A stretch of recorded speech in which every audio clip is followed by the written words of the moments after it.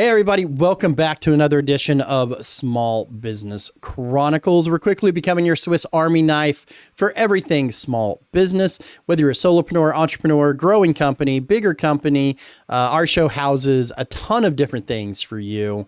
If you go down the list, anything from emotional intelligence, networking, how to sell your company if you want out, how to deal with employees, HR, tax things. If you name it, we're going to cover it if it's business related and it applies to you. So that brings me to today's guest, which is Greg DeVore of Screen Steps. Now he's got a software, and I'm going to let you tell everybody about it. But first thing, welcome to the show, Greg. Well, thanks for having me. I'm glad to be here, Ryan. Hey, so today's topic is going to be training employees and how to get that done better, because as anybody knows, as an entrepreneur, solopreneur, small company, big company, you hire somebody for your department. What is that time suck of getting that person trained?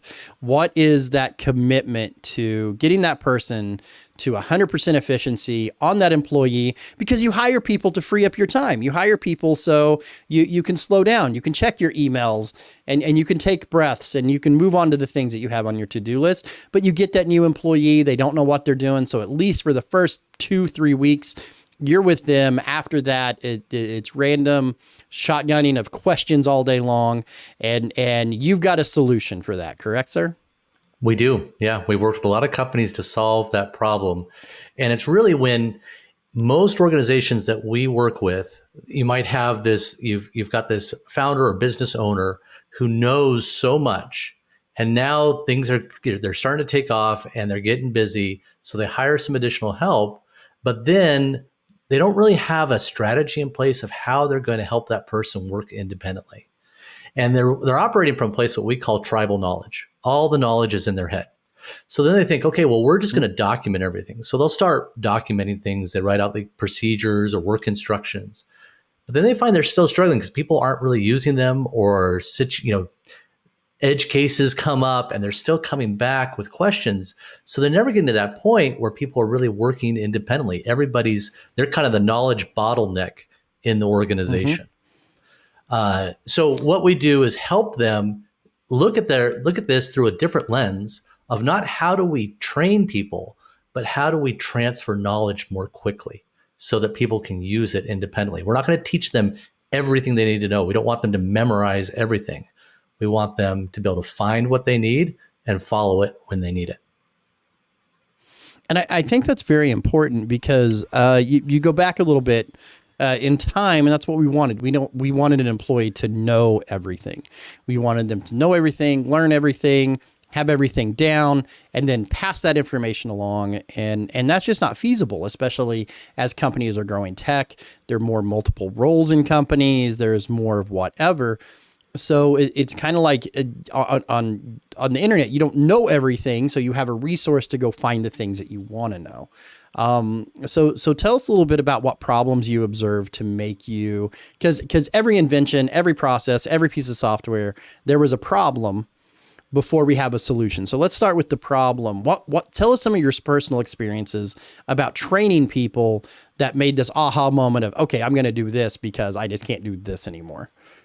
Well, I'd love to say we had kind of some master plan, but it was more like we solved a problem and then we discovered there was another problem behind that problem. You have those kind of false summits. You think you're there and Right. now you're not. Yes. So when we started out, Screen Steps was just this little utility that helped us create step-by-step tutorials with screenshots really fast. Because, typically you're using Word and you've got a screen capture out utility, all that stuff. And it took so long to do. We built a utility that brought all that together. So you could do that quickly. Well, then we found, okay, well, having these just as PDFs was no good. You needed a place to really centralize them and search them. So it evolved into an online knowledge base. And then we found, we'd look at customers, and some people were just killing it. Like they'd see massive improvements in their productivity, and others just had a bunch of documents online that nobody ever used. So we really dug into with them and see what's the difference here? What's going on? And we found that one of the major differences is the people that were really successful, they were very purposeful in the content they were putting in there. They designed it. They didn't just capture it, and they trained their people to use it.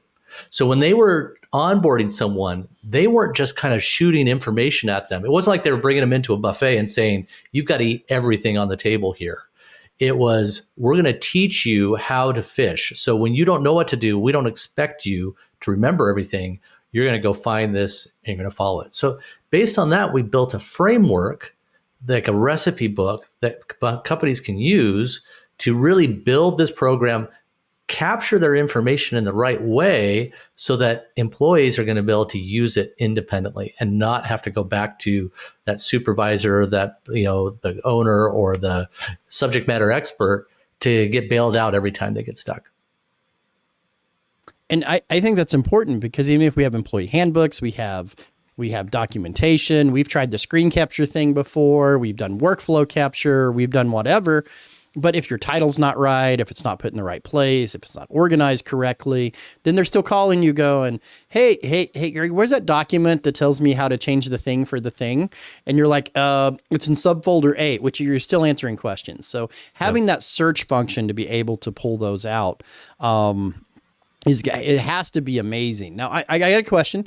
Did you use, when you're building the framework to this, has AI played any part in being able to catalog this stuff, pull it out, or anything like that? We're actually doing a lot of exciting things with AI right now that we're in the framework. So the framework lays out a couple of things. And a lot of people, like you said, they think that the only problem is search. If I just could have had good search, then I'll be able to find it. And that'll solve my problems. But what we've found is that when people find it, if it's not designed to be also followable and scannable. So followable means I can follow this guide without asking anyone for help. And scannable means I'm talking to someone and I'm following the guide at the same time, and I'm not going to make any mistakes. I'm distracted, but I'm still going it. So you have to have something that's findable, followable, scannable. So we're starting to use AI to analyze this to say, hey, now you've got this documentation, we can find it. How do we make this more followable? How do we make this just much more deliberate? How do we separate out the information so it's consumable when and where I need it? And then how do we optimize it so it can really be scanned there? So we're doing some work on that, on really how to help people capture this content more quickly and optimize it. AI is becoming a wonderful tool in all this area. And it's kind of polarizing, not to get off subject, but sometimes I ask that question like, AI, why did you say AI? But I know in our workflow, in video editing and communications and whatever, we've integrated it as such a tool. And I think as we see that as someone that's done software and framework, as those new additions come out slower and slower and slower, and they get less different every iteration from 1 to 1.1 to 1.2. I think with AI, we're going to have more of a flow of less of a 1.2 than here's your product without versions, and it's going to grow along with us. Yeah, and I think with AI is a great accelerator for what you're doing. I think some people think, hey, I'm going to take AI and now I don't have to train my employees anymore. AI will just tell them what to do. AI is only as good as the information you feed it. So you have to have that single source of truth that the AI can reference. If you've got that, then AI can be a really good tool for helping you. But if you don't, it doesn't know what to do. And so we look at this in there's a customer support organization that they're really touting their AI chatbot. And I went in there and said, hey, I want to add something to my plan. And the AI bot says, well, this is going to cost you a fortune, is what it told me. It turned out it was like $40 more a month. It just didn't have the right information, right? So this is really important where our framework really helps you make sure you're capturing the right information and you're capturing it in a way that people can use it. Absolutely. And just to back up a little bit, if people are out there letting AI tell their employees what to do, this is how you get an AI robot uprising, and you should quit now. I do not want to live in Terminator or the video game Fallout. So please have some interaction with your employees outside of AI. This is just a public service announcement from Small Business Chronicles. So moving on from the AI thing, tell us some of the things. I'm really interested in your product because the scannable, you're right. I jumped ahead because making it scannable, because how many times are we interacting with other people? We're either customer service or we're dealing with an issue, or we're dealing with multiple facets of an issue to make these things, like you said, scannable and being able to do. what sort of improvements have you seen with people using this sort of software? Because like in efficiency, in morale, like where do you see some of these changes at? Well, in terms of the outcomes for the business, it's huge. We had one group, they told us it was the greatest human experiment they've ever been a part of. Because this is much more than just having documentation. So this was an organization where very complex processes, they had to follow lots of variables. And a new hire, they wouldn't really start working independently until 12 months after they were hired. I mean, that's how complex it was. They moved from that place to having people working independently in less than 30 days. So huge change. They said just the morale, the stress, the confidence in people was life-changing. We've seen other organizations double the productivity of their employees. And so why is that? So what we're doing is we're helping them transfer information a different way. And a key part of this, and the framework we talk about this, is you have to separate out what's called foundational knowledge and actionable knowledge. Foundational knowledge is all the background information I need to follow a recipe. So whatever this guide is. So I need to know what software tools we're using, what types of clients we work with, the overall idea of the environment I work in. But the actionable knowledge, I don't need to memorize that. And if I have a guide that's just going to give me the actionable knowledge, then I can follow it very quickly. So if you look at most documentation that businesses build, when they're telling you like, what's the process for, maybe it's uploading a podcast, it's telling you all this, like, this is why we do this. And in this situation, you have to do that. It's giving them all these caveats and background information that slows the employee down. It's like walking through quicksand, where if we just give them step-by-step instructions, because they already have the background knowledge, they can move very quickly. To help them in the scannable part, there's 3 types of articles you need. So you need the reference, like what's our policy on this, or what's the answer to that question? That's easy, just regular text article, right? But then if you're doing a longer process, something that somebody can't keep in their head, a checklist is very effective. Now, what we do in our products, we have an interactive checklist. And what it allows you to do is, hey, here are the key points, but at any point along the way, you can expand out to get more granular detail. And a checklist like that is perfect for a new employee who needs to dig deeper, but also an experienced employee who doesn't want to be bogged down with too much information. So we can create one guide that serves both the new hire and the more experienced employee. And then finally, you have the decision tree. So there's a lot of procedures where you're going to say, well, if it's this situation, do that. If it's this, then do that. And that's where, documentation get really complex. And you're reading this like, I don't even know what I'm supposed to do. Where this type of guide can just say, hey, is this a new episode, or are you editing an existing episode? New episode. And it gives you instructions, just like if somebody were sitting next to you and kind of coaching you through what to do. They'd ask you questions of, what do you want to do here? And when you said that, they'd tell you, here are the exact steps to do that. So with those 3 types of articles, the reference, the checklist, and the decision trees, we can design an experience where those employees don't have to turn to that supervisor for help. And they can scan the information while they're working, not having to stop and read 20 pages of documentation. What industries, is there any limitation on what industry this works in? Of course, probably lumberjack, not the greatest thing. But in the tech industry and just in office work, or is there other industries that we'd be surprised to know that this works in? It's really anything where you have to follow procedures, and you have a repeatable process. So we specialize in highly complex businesses with a lot of change. And that's really a lot of back office, a lot of customer service. It can be, we do financial services, we do healthcare, we do tech companies, we do even like that lumberjack business. They have a back office, they have HR, they have to deal with payroll, they all those sort of things. There's a lot of complexity in there. There's a lot of procedure. And so when you apply this framework to that, it makes it very quick to get everybody on the same page, working consistently, and able to work independently. And how does this affect, because employee turnover is a process as well, as you turn over employees, do you see this affecting the continuity between the old employees leaving and the new employees coming? Yeah, there's a couple areas where it impacts things. So first, If you have a longtime employee that leaves that has all the tribal knowledge in your head, you're really in for a world of pain because now you're trying to piece things together. So this is a process. We had one person say they finally felt they could finally go and work remotely. They could never do that before because they were always on call to do that. Or people who are trying to just move on. We had worked with someone who wants to retire, but they couldn't do that before because they didn't have, everything was stuck in their head. So there's that aspect of it, kind of the succession planning. But then on the flip side of that, you have new hires. When they're coming into an organization that's relying on tribal knowledge, you'll see new hire attrition is much higher because it takes so long for them to get up to speed.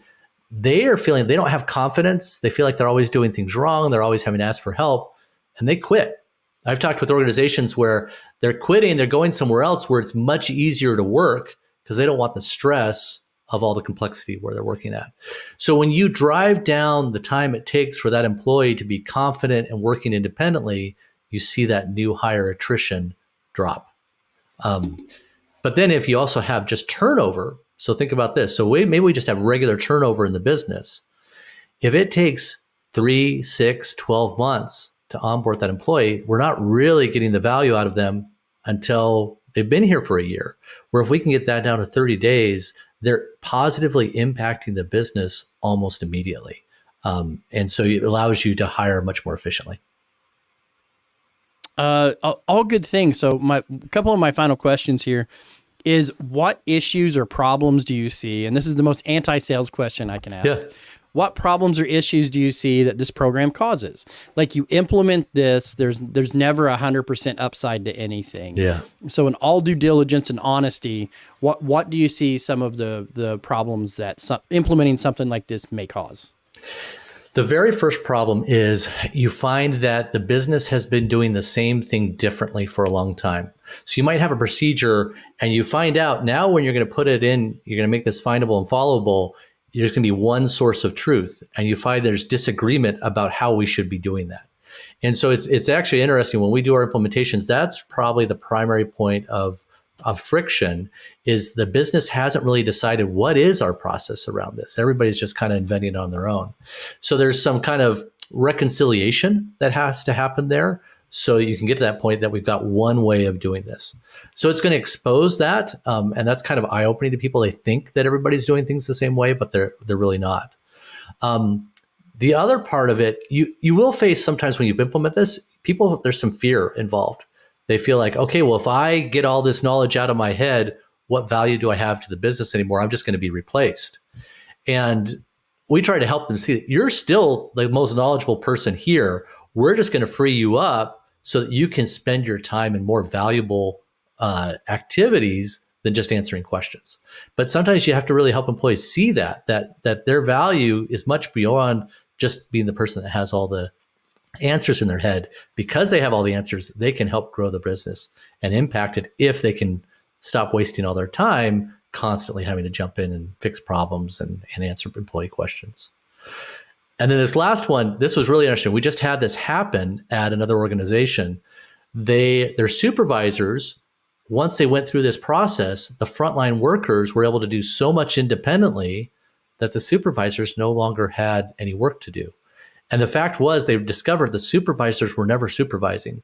They were doing all the work of the frontline people because they had the experience. And now they found we've actually got to train them to be supervisors, to really manage people and help them grow. So it created this kind of interesting problem that they hadn't anticipated, that they were paying them as supervisors, but they were really just, super knowledgeable frontline workers. So now they're having to train on new things.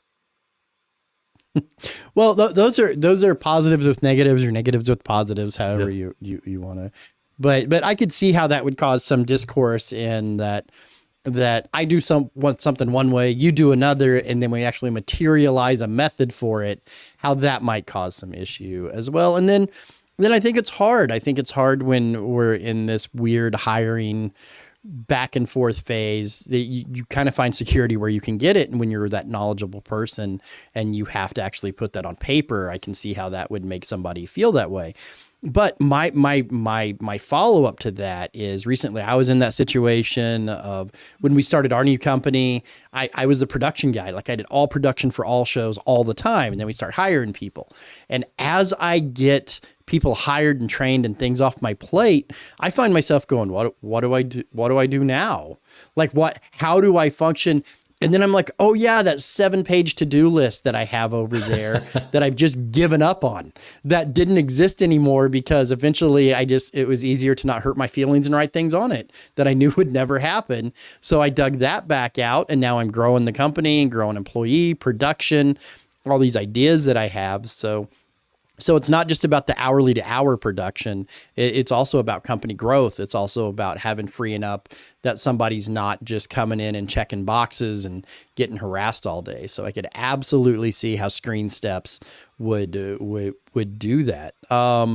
So hopefully everybody else that joined us today would see that too, because we all know training is an awful experience.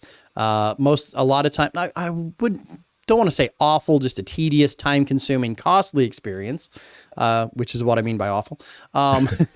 When somebody comes on, and this, I could see how this would help both sides of it, the supervisor and the employee, understand the path and direction we take. So Greg, tell us how to reach you and Screen Steps, and if we want any more information or to reach out to you to talk about this more. Yeah, you can reach me on LinkedIn. GregDeVore.com will take you right to my LinkedIn profile. Just released a book called Find and Follow, Reduce Supervisor Burnout and Improve Employee Performance by Transferring Knowledge Faster. And you can find that at findandfollowbook.com. Or you can go to screensteps.com and reach out to me there. I'd be happy to talk to you about anything. Well, Greg, thank you so much. It was such an interesting conversation. I know that as AI grows and as business grows and morphs and changes, that we're going to have innovators like you bringing this to it. And for all the audience out there, this has been another edition of Small Business Chronicles. You can find me on smallbusinessdelivered.com as well as Cash Miller. He hosts a show about franchises and emerging brands coming out in the franchise world. He's also got his old show. Not old, he's still doing episodes, but it's Marketing Masters, the Agency Power Show, all about all marketing, all agencies, marketing agencies, all the time. If you're into that, that's there too. Neil DiPentino, he was worked with Kevin O'Leary. Been in the business a long time. He interviews business coaches going over real world stuff, that how business coaches had breakthroughs with their clients. All of that and even more that I can't list here is on smallbusinessdelivered.com. The show is brought to you by Titan Media Works. If you want a podcast like this one, call me. Seriously, I'd love you to. Or just go to titanmediaworks.com and pricing, and you'll see what we charge for this shindig, which is way less than what you might consider.